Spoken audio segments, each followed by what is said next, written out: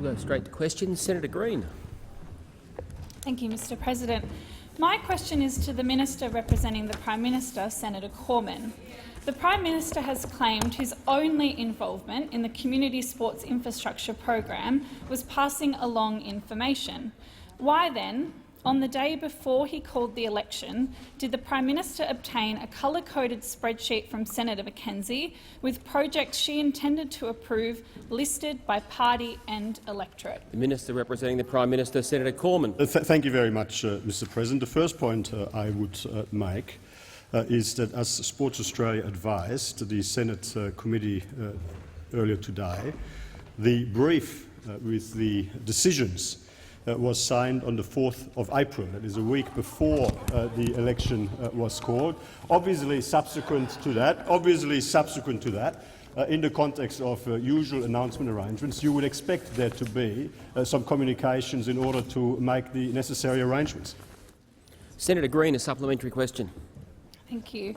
Can the Minister confirm that the final Community Sports Infrastructure Program spreadsheet rejected 73% of the projects recommended by Sports Australia? And can the Minister also confirm the Prime Minister obtained it the day before he called the election? Senator Cormann. Thank you very much, Mr President. Well, the first point I could make, I can confirm, as we have confirmed consistently for a very long time, that the final decisions in relation to successful projects were made by Senator McKenzie as the Minister for Sport. And indeed, Senator McKenzie ensured that there was a fairer distribution of the available funds to projects around Australia, including by making sure that a larger— Senator Wong, on a point of order. Point of order, direct relevance. This goes to a very important question of the proportion of projects rejected, and also an important question as to timing. The Prime Minister obtaining the brief the day prior to calling the federal election. I'd ask the Minister to be directly relevant to those questions. You reminded the Minister of the question. I'm listening very carefully to his answer. He has 34 seconds remaining. Thank you very much, Mr President. Well, I am being directly relevant because I'm confirming the fact that the decision-maker was Minister McKenzie, and the decision was made a week before the election was called. But of course, subsequently, as you would expect, there were communications to ensure that announcement arrangements were put in place as appropriate. Senator Green, a final supplementary question. Thank you, Mr President. To be clear, is the Prime Minister aware that Senator McKenzie provided a signed and backdated brief to Sports Australia approving the final round of projects on the day he called the election? Senator Cormann. Thank you very much, Mr President. Well, all I can do in relation to that question is refer you back to the evidence by Sports Australia to the Senate committee, where they made clear that the brief was signed on the 4th of April. Okay. So the Minister's concluded his answer. Order. Before I come to the next question, I would like to draw to the attention of honourable senators the presence in the chamber and the gallery of a parliamentary delegation from the European Union. On behalf of all the senators, I wish you a warm welcome to Australia, and in particular this afternoon to the Senate. Senator McLaughlin. Thank you, Mr President. My question is to the Minister for Aged Care and Senior Australians, Senator Colbeck. Can the Minister advise the Senate of the Morrison government's plan to prepare for the global challenge of the coronavirus in the aged care sector? The Minister for Aged Care and Senior Australians, Senator Colbeck. Thank you, Mr President. Thanks, Senator McLaughlin, for his question. Mr President, while we may be faced with responding to a worldwide pandemic, Australia is leading the way in preparedness, including in planning for aged care. The Department of Health's website carries a number of fact sheets on the novel coronavirus named COVID-19 that I would like to table in the chamber today. Mr President, I'd also like to table a copy of a letter that's been sent to providers by the Chief Medical Officer. Mr President, COVID-19, as with the influenza virus and other respiratory viruses, particularly affects the elderly. The COVID-19 plan, agreed to by all governments, is an outline of the measures being undertaken and now planned should the risk increase. Under the COVID-19 plan, Australian governments work to promote the safety and security of people in aged care settings through infection control guidelines and safety and quality standards. State and territory governments will establish public health systems that promote the safety and security of people in aged care settings and support outbreak investigation and management in residential aged care facilities. To support the aged care sector, we will be shortly hosting briefings and forums to inform the aged care sector about COVID-19 and assist its preparedness and the possibility of cases. The COVID-19 plan will consider what is needed to protect the most vulnerable members of our communities and address the needs of special groups such as the aged care sector. Under the COVID-19 plan, the Australian Government works to promote the safety and security of people in aged care settings through infection control guidelines and safety and quality standards. We continue to work in consultation, Mr President, with state and territory governments and the community. Senator McLaughlin, a supplementary question. Thank you, Mr President. Can the minister advise the Senate of what measures aged care facilities should be taking to ensure they are prepared? Senator Colbeck. Thank you, Mr President. Under the aged care quality standards, the aged care homes are expected to take steps to prevent, detect and control the spread of infections. Indeed, facilities should already be prepared for other viruses such as seasonal peaks of influenza virus. Infection control is paramount. Homes are required to have in place an effective infection prevention and control program that is in line with the national guidelines. Aged care homes should also have established protocols in place to manage any health emergencies that arise, including service-wide infection outbreaks or broader community epidemics such as COVID-19. An aged care home provider emergency plan would consider first steps if infection is suspected, arrangements to ensure that adequate care of the infected individual, protection measures for other residents, visitors and staff, and notification of families, carers and relevant authorities. Senator McLaughlin, a final supplementary question. Minister, what can family and friends of senior Australians be doing to prepare at this time? Senator Colbeck. Thank you, Mr President. Again, thank you to Senator McLaughlin for the question. Information for families and friends is contained in the fact sheets that I have just tabled. The fact sheets inform residents in aged care homes, their families and visitors how good hand, sneeze and cough hygiene is the best defence against most viruses, washing hands frequently with soap and water before and after eating and toileting, covering coughs and sneezes, disposing of tissues and using alcohol-based hand sanitisers, and avoiding contact with others when unwell. Mr President, it also provides guidance about the travel restrictions initially put in place by the government on the 1st of February 2020, including the circumstances in which a resident may need to self-isolate in an aged care home and what it means to be isolated. Senator Chisholm. Thanks, Mr President. My question is to the Minister representing the Prime Minister, Senator Cormann. Sport Australia has given evidence to the Senate that it received the backdated brief from the government approving the Community Sports Infrastructure Program projects for funding at 8:46 a.m. on the day the election was called. Given the House was dissolved at 8:30 a.m. that day, can the Minister explain why the Prime Minister breached caretaker conventions by spending $40 million on the Community Grants Infrastructure Program the day he called the election? The Minister representing the Prime Minister, Senator Cormann. Let me firstly completely reject that final assertion. The Prime Minister did nothing of the sort. The Prime Minister did nothing of the sort. As Sports Australia said quite explicitly to the Senate Select Committee inquiring into the highly successful and popular sports grants program, is that the brief approving the third round of applications, the third round of projects was dated the 4th of April 2019. The caretaker period associated with the 2019 election did not, of course, start until Thursday, 11 April, and in accordance with the conventions, decisions taken before a caretaker period can be announced during a caretaker period. Order. Order. Senator Chisholm is on his feet. Order. Senator Chisholm. Why did the government provide a brief to Sport Australia at 8:46 a.m. on the day the Prime Minister called the election approving the Community Sports Infrastructure Program projects when the House had already been dissolved at 8:30 a.m. and caretaker conventions were in place?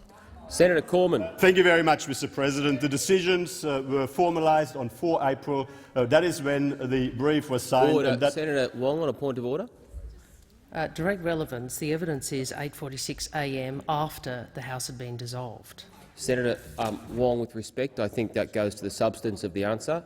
Senator Cormann was being directly relevant. Senator Cormann. Let me remind Senator Wong and the Senate again of the very explicit and clear and unequivocal evidence of Sports Australia at the Senate Select Committee inquiring into this program, and that is that the brief approving those projects was dated the 4th of April. Order, order, order, order, order. Senator Wong, Senator Chisholm is on his feet. Senator Chisholm. Evidence to the Select Committee has now revealed that Prime Minister's and Senator Mackenzie's offices exchanged at least 136 emails, over 28 versions of colour-coded spreadsheets outlining political and electorate breakdowns were exchanged, and Minister Mackenzie backdated her decision on round 3 in breach of caretaker conventions. When will the Prime Minister admit his role in driving the sports fraud scandal? Senator Cormann. Very much, Mr. President. Constantly repeating false assertions doesn't make them true. Doesn't make them true. Just about everything in that question is false. Just about everything in that question is false. Senator Wong on a point of order. We will give the government leave to explain which of those assertions are false. Senator Wong, that is not a point of order. Senator Cormann. Thank you very much, Mr. President. As Sports Australia made very clear at the Senate Select Committee hearing, the relevant hearing, the brief was dated the 4th of April, a week before, of course, the caretaker conventions kicked in. There's nothing unusual about communications to organise event logistics and announcement arrangements. Senator Siewert. Thank you, Mr. President. Mr. President, my question is to Senator Ruston, the Minister for Families and Social Services. Through you, Mr. President, on the 18th of February 2020, The Guardian reported that the government is arguing in documents filed. Order. Order. Senator Siewert, please cease. I can't hear you. Senator Billick on a point of order. Mr. President, I really cannot hear Senator Siewert. I was making the same observation myself. After the words Guardian reported, please continue. That's when I lost track, Senator Siewert. The Guardian reported that the government is arguing in documents filed in the federal court that it has no duty of care for income support recipients harmed by the illegal robo-debt program. Does the government have no duty of care to all Australians, or is it just people on income support? The Minister for Families and Social Services, Senator Ruston. Thank you very much, Mr. President, and thanks Senator Siewert for her question.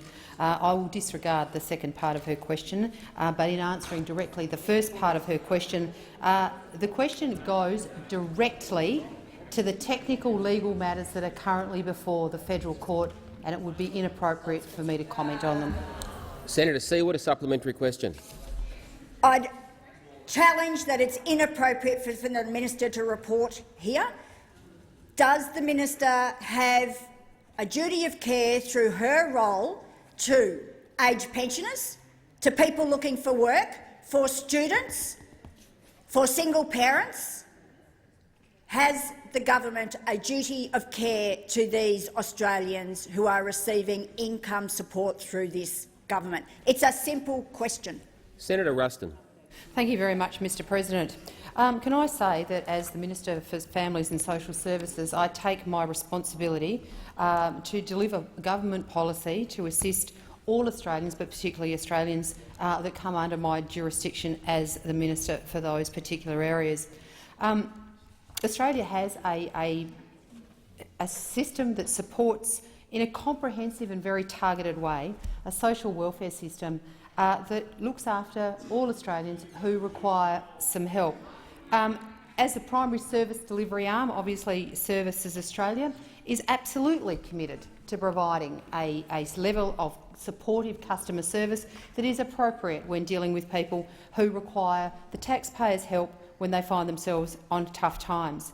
And I think it's absolutely reasonable to expect that the Australian community expects a level of responsible stewardship of their taxpayers' money when we help people out. Order, Senator Ruston. Senator Seward, a final supplementary question. My question is simple. Do you have a duty of care to Australians and those receiving income support? Senator Ruston. Thank you very much, Mr President. I can absolutely confirm that I have a responsibility to support Australians who require assistance through the social welfare system. $180 billion of taxpayers' money is provided to Australians in need every year, and I have a responsibility to make sure that that is targeted to the people who need it in an appropriate way, that they are supported at a time when they may need a little more support than the average Australian. But we also need to realise that we have Order. Senator Seward, on a point of order. I draw the minister's attention to my question. I was very clear. Does the minister and the government have a duty of care to income support recipients and all Australians? I didn't ask about responsibility. I asked about duty of care. Now, with the minister's answer to the first question, I may have misinterpreted your second and third questions in the sense that I was interpreting them as the common meaning of the words rather than legal terms. So, in that basis, I was allowing the minister to answer the question on that basis. I'm happy if you would like to correct me on that, but that's the basis on which I've been allowing the minister to answer the question. Senator Ruston. Thank you very much, Mr President. And absolutely, I have a responsibility to make sure that Australians who need my support and the support of the government and the support that is afforded to them through social security payments. Yeah, sorry, Senator Pratt. She was asking about the legal duty of care, and the minister is obliged to not use, is obliged to answer because legal professional privilege is not a grounds for not answering the question. A couple of points. I'm sorry. If that's what Senator Seward, that was my offer to Senator Seward before.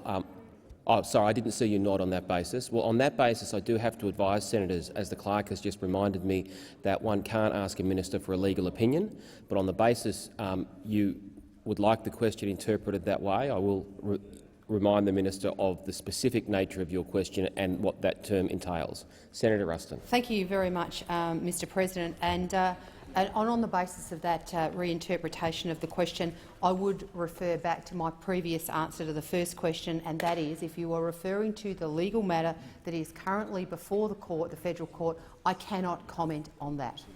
Senator Keneally. Thank you, Mr President. My question is to the Minister for Aged Care and Senior Australians, Senator Colbeck. Yesterday, the minister denied in the Senate that the government was seeking to privatise ACAT services. On January 15, Minister Colbeck told the Sydney Morning Herald that the ACAT tender process would be open to existing assessment organisations, including government agencies, and, I quote, to the private sector. So it is privatised. How does the minister reconcile these two statements? The Minister for Aged Care and Senior Australians, Senator Colbeck. Thank you, Mr President. As I indicated to the chamber yesterday, the government currently doesn't procure directly any assessment service in the aged care sector.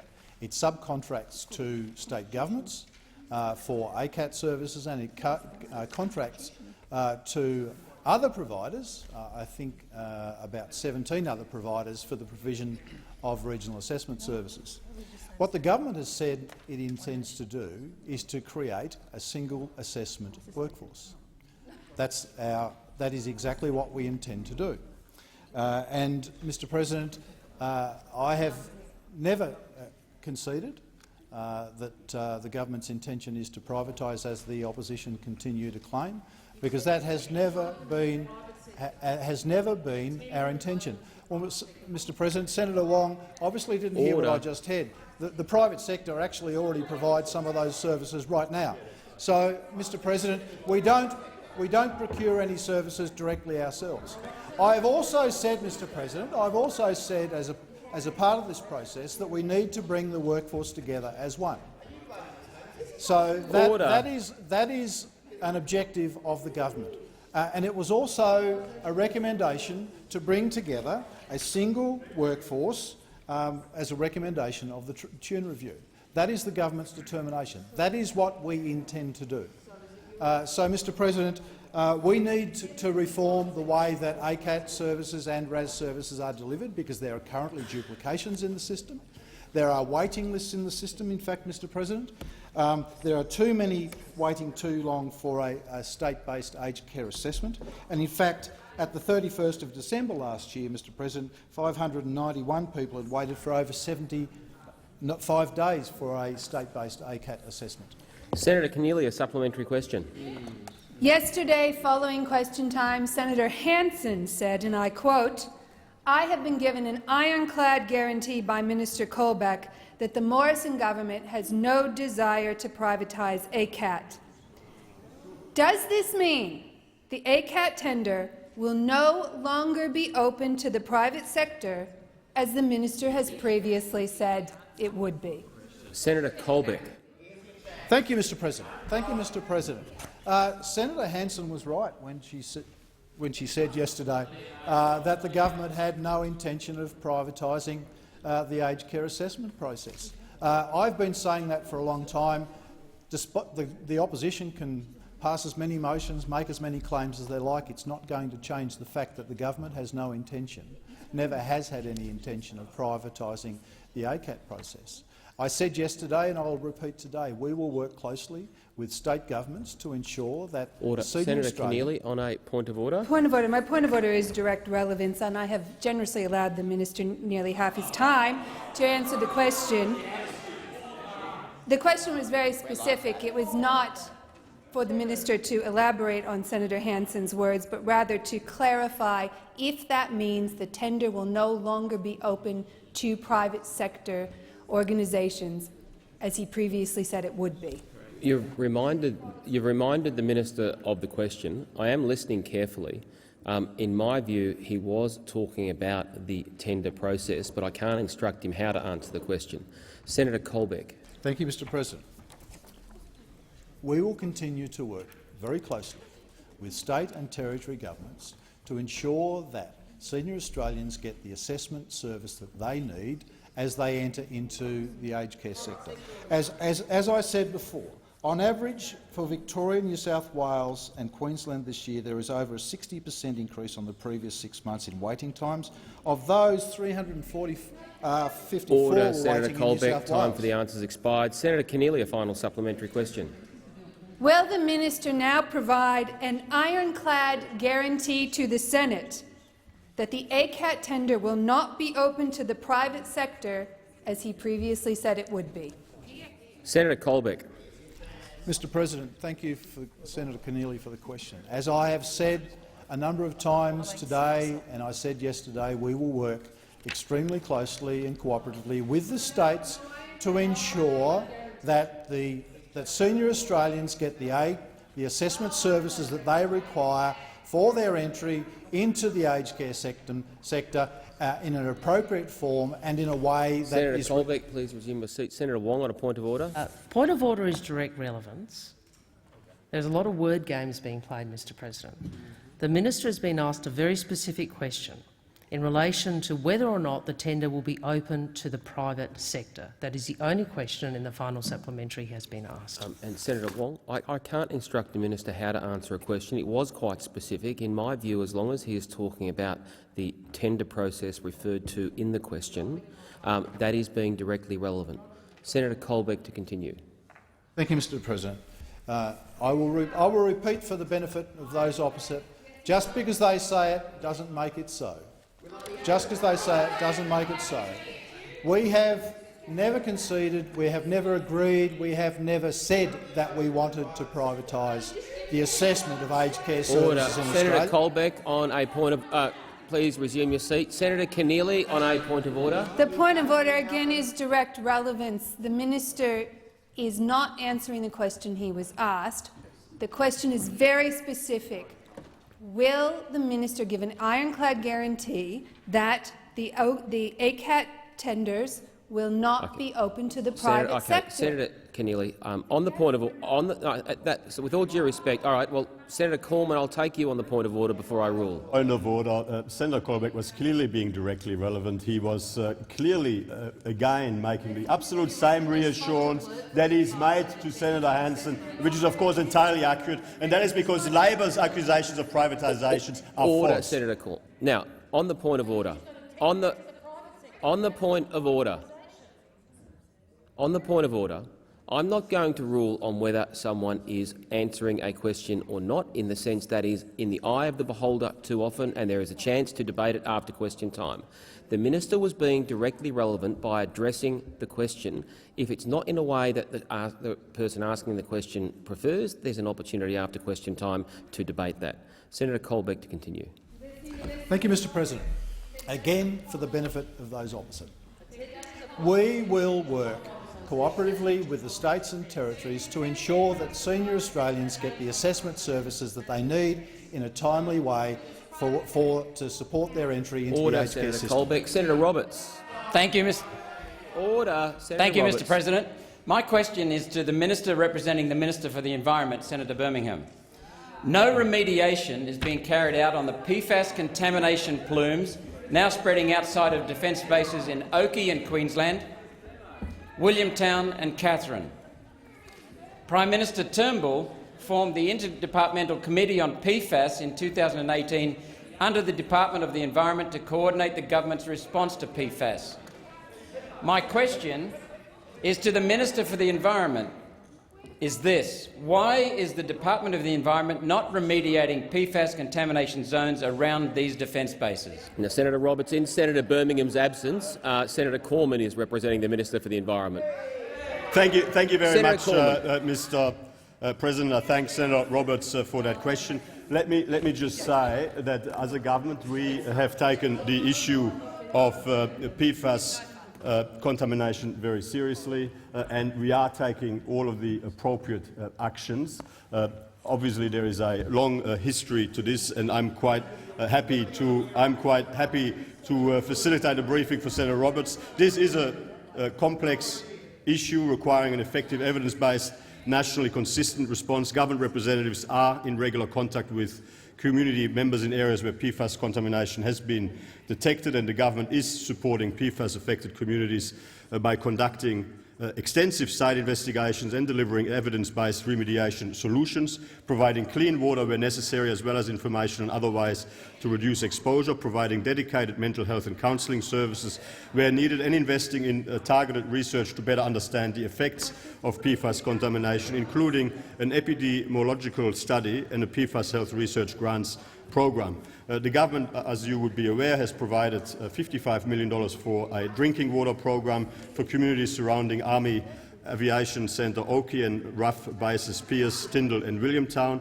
Over $60 million in support packages for the Williamtown, Oakey and Katherine communities, including an epidemiological study and associated blood testing program, and indeed $12.5 million for a national research program into human health effects of prolonged exposure to PFAS, informed by an expert panel established for this purpose. There is much more that we're doing, but of course we are working our way through this in a orderly and methodical fashion. Senator Roberts, a supplementary question. Thank you, Mr. President. Before asking the supplementary question, I just want to say that the people who I've listened to at Oakey have been devastated, and they are not being remediated. I will, however, take you up on your offer for a briefing. My second question is, let me be more specific. The PFAS contamination plume spreading from RAAF base Williamtown has reached to within 50 metres of the high tide mark of the Hunter River at Fern Bay.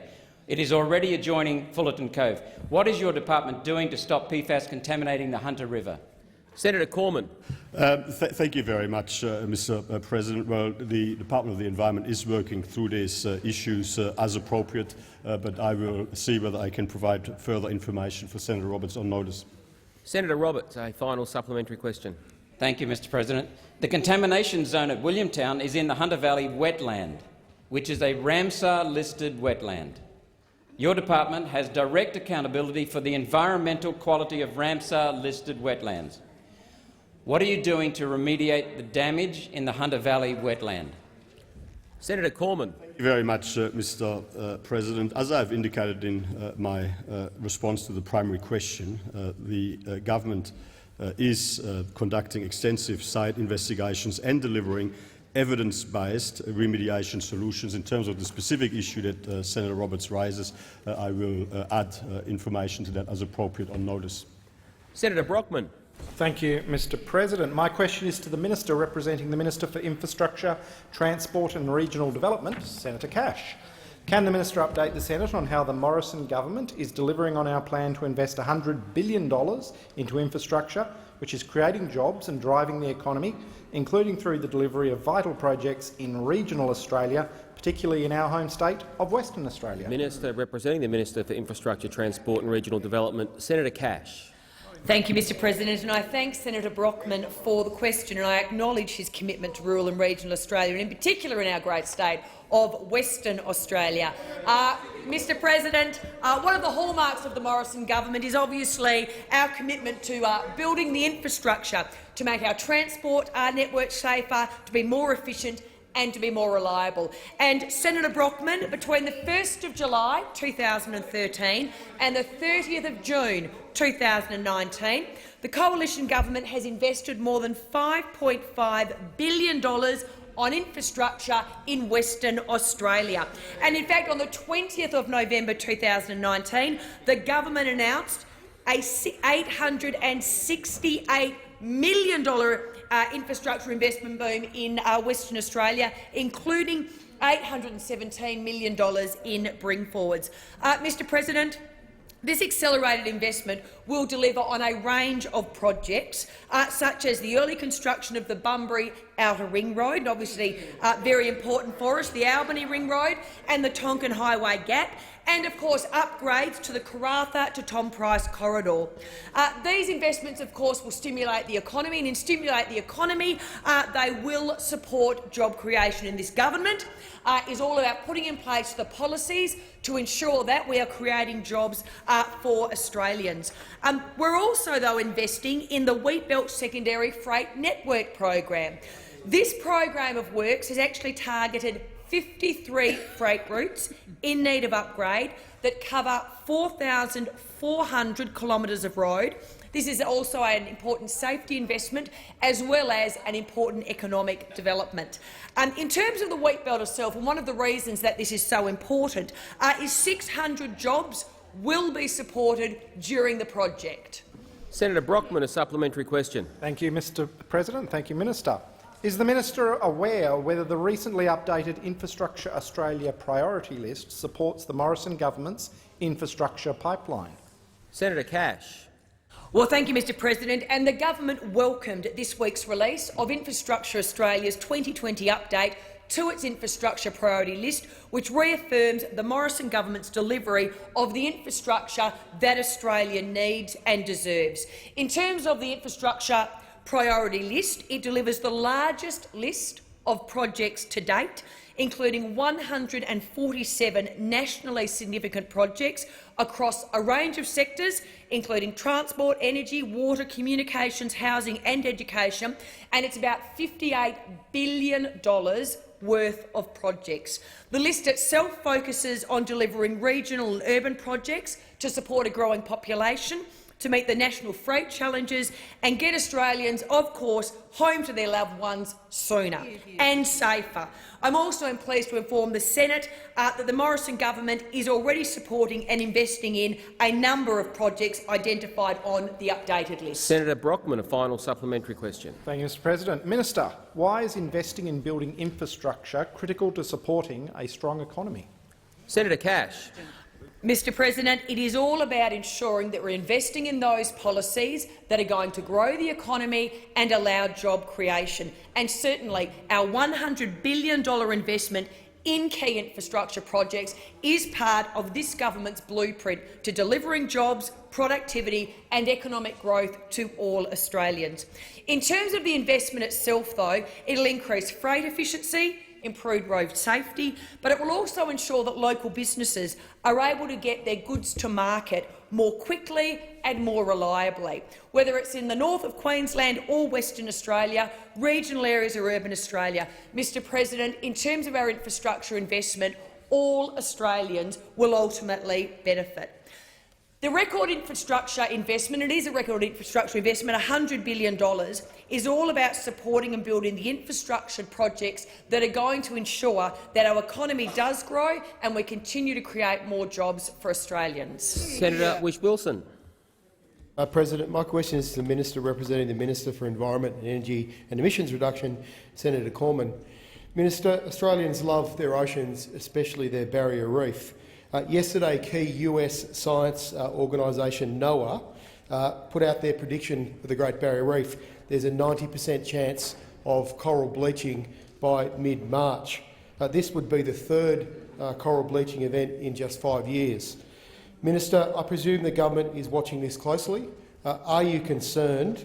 Can you update the chamber on what your observations are and what the prognosis would be for the reef if a third mass coral bleaching was to occur?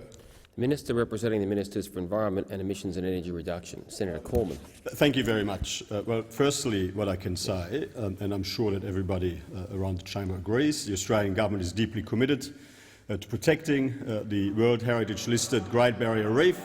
The reef generates disappointed that the Greens would not agree with that. That's, who would have thought? Who would have thought? The reef generates 64,000 jobs and continues and contributes 6.4 Senator billion. Whish-Wilson, on a point of order. On a point of order, President, I asked if the government was concerned and whether you could update the chamber on whether they agreed with NOAA's prediction of a 90% probability of coral bleaching. There was nothing else that Senator Whish-Wilson, towards the end of your question, you asked a very broad questions of the minister, such as whether he agreed. And I think, with all due respect, with 23 seconds in, he is being relevant to what was a question with a lengthy preamble and a number of questions at the end. But I am listening carefully. Senator Cormann. Thank you very much, Mr. President. Well, let me reassure the chamber again. The Australian government is deeply committed to protecting the World Heritage listed Great Barrier Reef, and of course, we understand and fully accept that climate change is a global issue and the most serious long-term threat to the health of coral reefs worldwide, including the Great Barrier Reef. The centrepiece of Australia's reef protection efforts is the Reef 2050 long-term sustainability plan jointly developed with the Queensland Government. We work with traditional owners, industry, scientists, farmers and the wider community to implement that plan. And the Australian and Queensland governments are investing $2.7 billion from 2014-15 to 2023-24 to implement that plan. It's a plan which addresses the key threats to the reef by improving water quality and coastal habitats, tackling outbreaks of crown of thorns starfish, addressing plastics and protecting threatened and migratory species. Senator Whish-Wilson, on a point of order. President, I also asked what the government's prognosis would be for the future of the reef if we had a third bleaching in the 5 years. The minister has yet to address that I can't issue. direct the minister to answer part of a question. Senator Cormann. Thank you very much, Mr. President. Well, let me reassure Senator Whish-Wilson again. The Australian government is deeply committed to protecting the World Heritage listed Great Barrier Reef, and we are taking action together with the Queensland Government and others to ensure that the Great Barrier Reef is in the best, strongest, healthiest position possible. And that is what we will continue to do, and we look forward to your support for that very important work. And you'd of course also be aware that the Australian government has invested historic levels of funding, including a $443.3 million Senator Cormann, time for the answers expired. Senator Whish-Wilson, a supplementary question. Thanks, President. Given the minister mentioned that this is a World Heritage listed reef and the biggest threat to the barrier reef is climate change, and I thank him for that acknowledgement, does he agree that when UNESCO meets in China in June that they should consider the impacts of climate change on the values of the reef and whether the reef is in danger? Senator Cormann. Thank you very much, Mr. President. Well, I will let UNESCO make its own decisions. We will make the decisions as an Australian government, and the decisions of the Australian government are focused on protecting the World Heritage listed Great Barrier Reef. to the absolute best of our ability. And what I was about to say, the chamber before my time ran out, the historic levels of funding that we are providing as a government, of course, include a $443.3 million Reef Trust partnership with the Great Barrier Reef Foundation. And the Foundation's 2019-20 annual work plan allocates over $58 million for reef action, including controlling crown of thorns starfish and working with farmers to improve reef water quality. Again, let me reassure Senator Whish-Wilson, we absolutely are committed to doing everything we can to ensure that the Great Barrier Reef is in the best possible position over the very long term. Senator Whish-Wilson, a final supplementary question. Thank you, President. Minister, marine heat waves are devastating not just the Great Barrier Reef, but also the giant kelp forests off the east coast of Tasmania, seagrass beds in Shark Bay, Western Australia.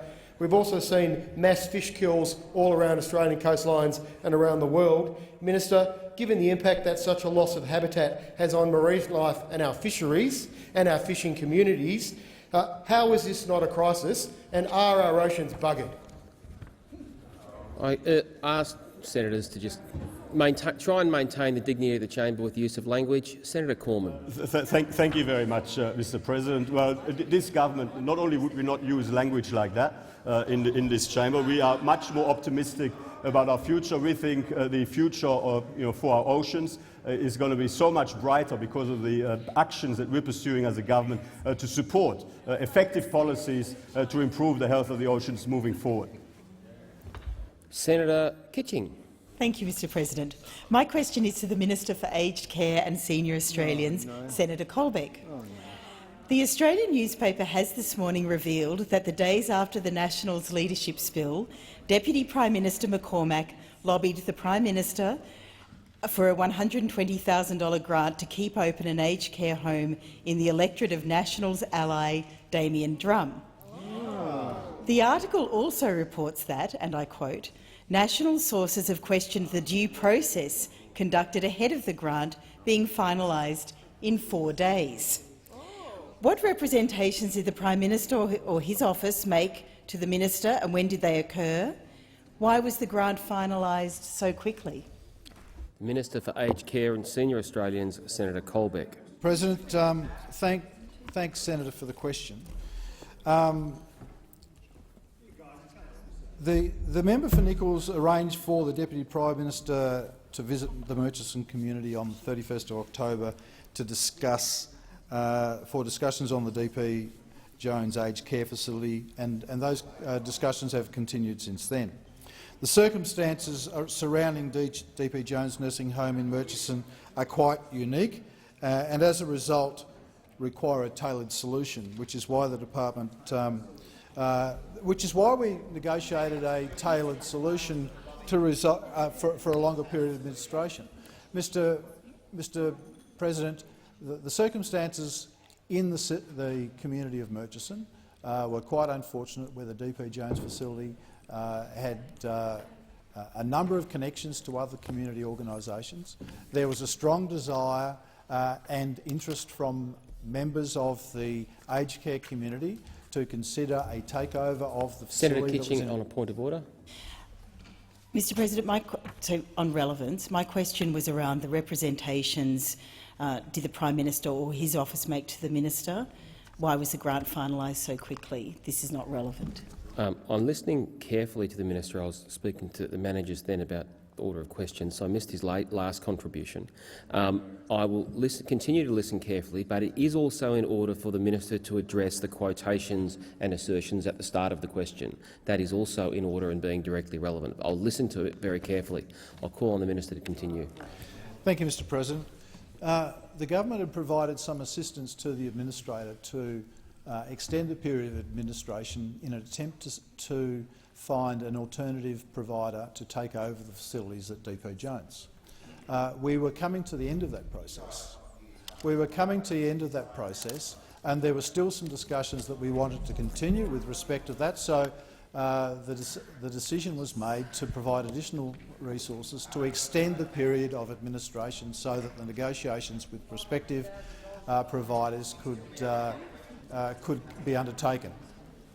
Senator Kitching, a supplementary question. Thank you, Mr President. The Minister's department has said of the nature of the grant it had not, and I quote, provided funding of this specific nature before. Why was this new precedent set for Mr Drum? Senator Colbeck. Thank you, Mr President. Well, one of the concerns that the government has is the provision of high-quality aged care across the country, and particularly in regional Australia. Here we had a community in Victoria that was about to lose its aged care facility. It had a number of other services that were attached to it, Mr President. It had a doctor's surgery, it had a pharmacy, it had a community house. All of these services were attached to the provision of care at the aged care facility. We were concerned that those things all had the capacity to continue to be provided in that community. We had a number of providers who were interested in taking over the facility. We extended the capacity of the administrator to continue the administration to see if we could find a new provider for the centre. Senator Kitching, a final supplementary question. Thank you, Mr President. Given $400,000 has already been provided to the aged care facility in Mr Drum's electorate, can the minister now confirm that the Prime Minister has spent $520,000 of taxpayer money to buy a vote inside the Nationals party room to prop up his preferred Nationals leader? That's right. Senator Colbeck. Thank you, Mr President. Thank you, Mr President. I want it to collapse. I'd rather it collapse. Thank you, Mr President. As I have just indicated, the concern of the government is for the people in the community of Murchison, to ensure that they continue to receive the services that are important to them. As I've indicated, the aged care facility was supporting a doctor's surgery. It was supporting a pharmacy. It was supporting a community house. The concern for the government is to ensure that the community of Murchison has the capacity to retain those facilities if we can assist them to do it. Senator McMahon. Thank you, Mr President. My question is to the Minister for Defence, Order, Senator Senator Reynolds. Order. Start on my left. Please, I'll let you start again, Senator McMahon, because I couldn't hear you. Senator McMahon. Thank you, Mr President. My question is to the Minister for Defence, Senator Reynolds. Can the minister update the Senate on the coalition government's investment in defence facilities and infrastructure in Northern Australia, particularly in the Northern Territory? The Minister for Defence, Senator Reynolds. Very good answer. Thank you very much, Mr President, and I thank Senator McMahon for her question and also for her tireless advocacy for defence personnel and for the facilities and support that they get in the Territory. Mr President, I can confirm that Australia's North has and always will play an important role in our nation's defence and broader security in our region. That's why this government is investing $8 billion over the next decade in new and upgraded defence facilities in the Northern Territory. These facilities will support new ADF capabilities, such as the F-35A Joint Strike Fighter and also the Offshore Patrol Vessel. Last week, the Prime Minister announced a further $1.1 billion of works at RAF Base Tyndall, taking this government's total investment in the base at $1.6 billion. And this is to ensure that we can continue to deliver a potent air capability from the Northern Territory. Under this $1.6 billion investment, over $700 million will go towards upgrading the airfield, including extending the runway, building a new air movements terminal, parking apron and extra fuel storage facilities. The works will increase the capability of Tyndall to support the KC-30 multi-role tanker and transport operations. These are a key part of the core air power role of air mobility, in particular air-to-air refuelling and air logistics support missions. This will also improve accessibility for Tyndall for the United States Air Force aircraft. Another $437 million will also be provided to critical base infrastructure upgrades. This $1.1 billion commitment comes on top of the $495 million already invested in the new Air Combat Capability Facility at Tyndall, which will underpin the arrival of the Joint Strike Fighter in the Northern Territory. Senator McMahon, a supplementary question. Thank you, Mr President. Can the minister outline how these investments enhance the US alliance and regional security? Senator Reynolds. Thanks, Mr President. And yes, Senator McMahon, I can confirm that Northern Australia is and will remain our gateway to the Indo-Pacific. This is a region of growing economic prosperity, trade and opportunity for Australia.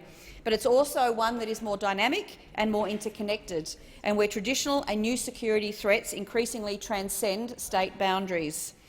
We cannot deal as a nation with any of these challenges in isolation.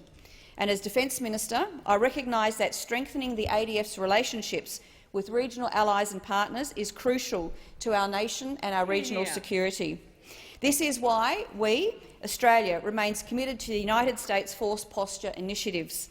They provide security benefits for both countries, for our regional partners, by deepening the joint operations between the ADF and the US forces, and also it increases engagement with nations right across the Indo-Pacific. The US still plays an essential role in underwriting the security of the Indo-Pacific. Senator McMahon, a final supplementary question. Thank you, Mr President. Can the minister update the Senate on how this program of investment contributes to local employment and investment, particularly in the Northern Territory? Senator Reynolds.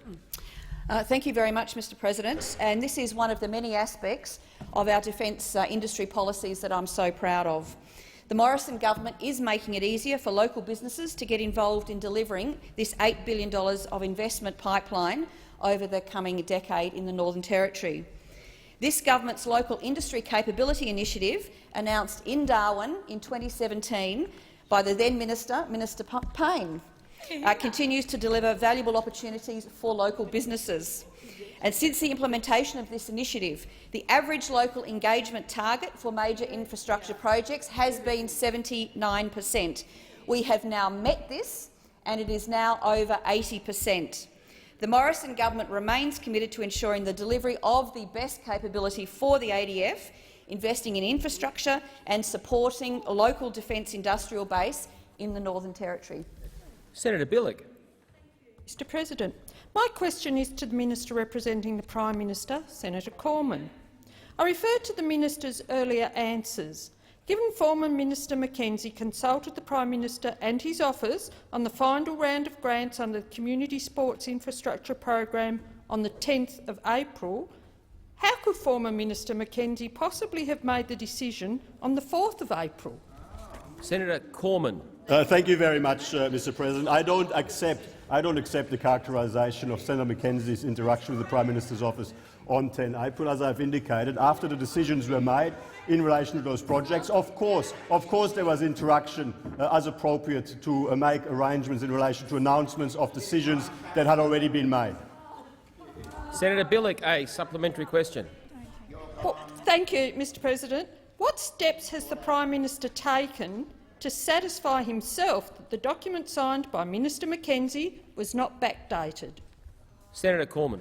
Thank you very much, Mr President. What I would just say again is that Sports Australia gave very, very clear, explicit and unequivocal evidence. This brief was dated the 4th of April. Senator Bilyk, a final supplementary question. Thank you, Mr President. Will the minister guarantee to the Senate that the document signed by Minister Mackenzie was not backdated? Senator Cormann. President, well, all I can do again is to point you to the evidence of Sports Australia, which was clear and unequivocal. The brief was dated the 4th of April. Senator Wong, on a point of order. Point of order, direct relevance. Senator Cormann has concluded his answer. Senator Wong, I'm afraid there's not appropriate for a point of order. Senator Bragg.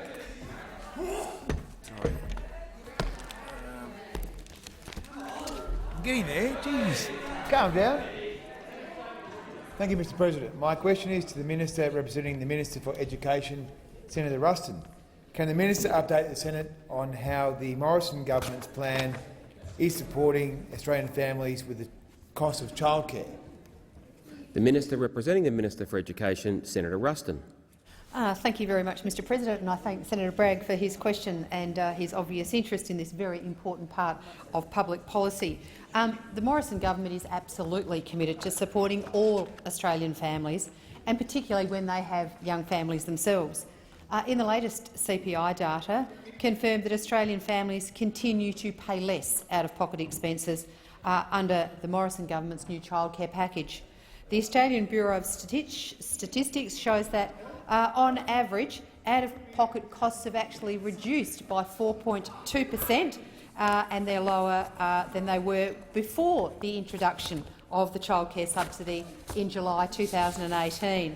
And this comes off the back of record funding to help Australian families manage the cost of childcare. This year alone, we've committed $8.6 billion towards the cost of childcare, and that will increase to $10 billion over time. At the moment, there are more than 1.3 million Australian children who are benefiting from the subsidy that has been provided by this government through the childcare subsidy. There are a number of mechanisms in our policy that ensure downward pressure continues to be placed on remaining for children and continues to be put on childcare fees, including the hourly rate and parent co-payments. 87% of centre-based daycare services are charged at or below the hourly cap. And last year, the Morrison government delivered legislation updates that reduced red tape, which makes it easier for families to access childcare and makes it easier for them to maintain their subsidy. In fact, just this week we have introduced legislation to further streamline access for vulnerable and disadvantaged children, and these include those children who are living in foster care, to make sure that they get the support that they deserve as well. Senator Bragg, a supplementary question. Thank you, Mr President. How is the government supporting early education and childcare for Indigenous and regional and rural and remote children? Senator Ruston. Thank you very much, Mr President. Well, in addition to the childcare subsidy, families and services in regional and remote Australia can also benefit from the Community Childcare Fund. This fund is part of the Childcare Safety Net, and it provides services with a unique and different operating capacity, so that we can meet the challenges that are faced in rural and regional areas, particularly around financial and business support. And this is particularly in the case where there are limited services available in these areas, and sometimes there may be no childcare services. So funding totalling $328 million over the next 5 years has been made available in around 980 services. 70% of that money has been allocated to 480 services that are in rural and regional Australia. And we're also investing $12 million a year in the Connected Beginnings program, which supports Indigenous children aged 0 to 5 and their families in 15 additional communities. Senator Bragg, a final supplementary question. Thank you, Mr President. How is the government supporting the early education and childcare sector affected by the bushfires? Senator Ruston. To make sure that we continue to support our bushfire-affected areas as they go through recovery, we understand that drought and bushfires and floods have a significant impact on the family. So through the Community Childcare Fund Special Circumstances program, we've allocated an additional $5 million for services to those communities that have been directly affected by bushfires. Services may seek funds for a range of activities. It might be to establish a temporary centre or premises where children can go if their existing one has been damaged or destroyed, temporarily meeting operational costs and addressing the issues of health and safety requirements. The Minister for Education also recently delivered a new set of rules that enable charities who wish to support volunteer firefighters with the cost of childcare to do so. So, for families in bushfire areas, they will also be exempt from the activity test for the childcare debt going into the future, so that we can continue Senator to support. Ruston, time for the answer has expired. Senator Sterle. Yes, thank you, Mr President. My question is to the Minister representing the Minister for Infrastructure, Transport and Regional Development, Senator Cash. Damien Mills died tragically at age 35 when he fell overboard while travelling on a chartered vessel off the coast of Western Australia on October the 31st of 2014. A coronial inquest found Mr Mills' death underscored the need for simple safety processes on charter vessels, such as performing accurate head counts and supervising passengers properly while on board. What action, Minister, has the Australian Maritime Safety Authority taken to improve passenger safety following Mr Mills' death? The Minister representing the Minister for Infrastructure, Transport and Regional Development, Senator Cash. Thank you very much, Mr President, and I thank Senator Sterle for the question. Senator Sterle, I have not been provided with a brief on that. I will take it on notice and I will revert to you as quickly as possible. Senator Sterle, a supplementary question. Yes, I do. Thank you, Mr President. I'm sorry. Well, Minister, a Senate inquiry into the Australian Maritime Safety Authority has raised serious concerns about the authority's management of Mr Mills' case and the authority's continued refusal to strengthen safety regulations for domestic commercial vessels. Why has the government, Minister, ignored pleas for sensible action on passenger safety from the committee for the past 2 years? Senator Cash. Thank you, Mr President. And Senator Sterle, I will have to reject the premise of your question.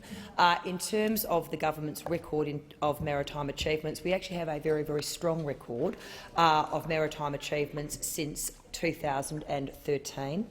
Our economy relies itself, as you know, on safe and efficient maritime trade. Almost 80% of the value of our international trade is moved by sea, and as such, fishing, maritime tourism and transport are important domestic industries. On the 1st of July 2018, the government took full responsibility for safety services and standards for domestic commercial vessels, which are now delivered consistently around Australia by AMSA. Industry also remains committed to phasing out two-tier vessels for live sheep exports, with AMSA implementing changes to Marine Order 43. But I would reiterate that in terms of safety, we are committed to ensuring— Order, Senator Cash. Senator Sterle, a final supplementary question. Thank you, Mr President. Out of the respect to the memory of Damien, I'll just go straight to my supplementary question. No Australian family minister should have to endure the pain and anguish that the Mills family have experienced. Will the government finally act by supporting my private senator's bill, which ensures that 2 head counts are conducted, one at the commencement of the voyage and one at the end, to ensure all passengers are present and accounted for? Senator Cash. Thank you very much, Mr President. Senator Sterle, the minister is responsible for administering maritime and shipping legislation in support of a safe, efficient and clean Australian shipping industry. This, as you know, includes compliance with international rules on maritime safety and environment, coastal trading, domestic commercial vessel safety and regulation of ships engaged in the live animal export trade. Senator Wong on a point of order. Thank you, Mr President. I'm disinclined on this matter to take a point of order. But, Senator Sterle, I take a point of order on direct relevance. I take a point of order on direct relevance. This is about head counts on charter vessels. It's a private senator's bill. It is not germane to the question, the issues that the minister is describing. If she wishes to take the question on notice because the government hasn't made a decision, on the private senator's bill, that would be a respectful thing to do. But could she please respond to the question? All right, Senator Cormann on the point of order. Thank you very much, Mr President. As you've indicated on many occasions in relation to points of orders of this nature, all that is required is for the minister to be directly relevant. The Leader of the Opposition cannot insist on how she wants the minister to answer the question. On the point of order, it was a very specific question with respect to a bill and a particular policy measure. You reminded the minister of the nature of it, Senator Wong. I will listen carefully. She has 36 seconds remaining to answer or to take it on notice as appropriate. Senator Cash. Thank you. And as I stated in relation to the primary question, I don't have a brief on this matter, and I will take any questions on notice and revert to the chamber. Senator Cormann. I ask that further questions be placed on the notice paper. Thank you.